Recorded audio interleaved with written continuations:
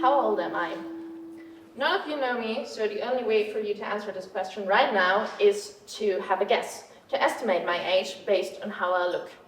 Now in our setting here, it might not be super important for you to estimate my age as precisely as possible, because if you're dying to know, you can just ask me later.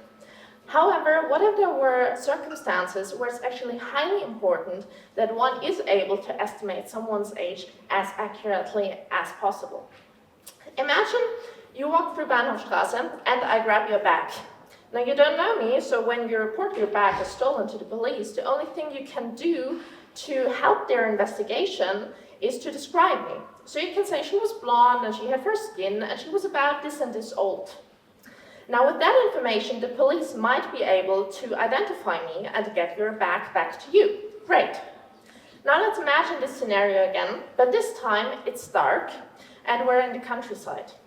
Again, I grab your bag and while trying to get away, I jump a few fences because we're in the countryside after all, and I cut myself.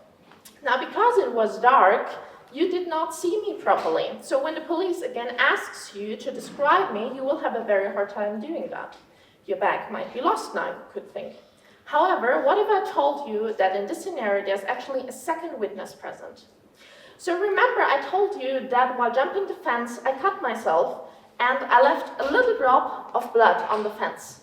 And this drop of blood is now actually as good a witness in describing me and in estimating my age as you guys would have been in broad daylight.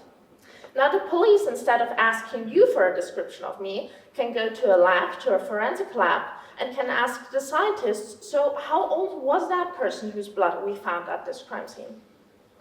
Now all this truly is not fictional, so us forensic geneticists really can estimate your age from as little as a drop of blood.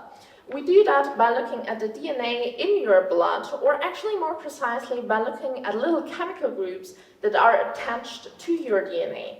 These groups are called methyl groups, their chemical structure, you can see here, and the older we get, the less of these methyl groups are attached to our DNA. So therefore what we scientists do is we count how many of these methyl groups are still attached to your DNA, and by that we infer your age. This methodology can truly help in criminal investigations where you as eyewitnesses might not be available and therefore can potentially identify burglars or thieves or even murderers. Thank you very much, and by the way, I'm 25 years old.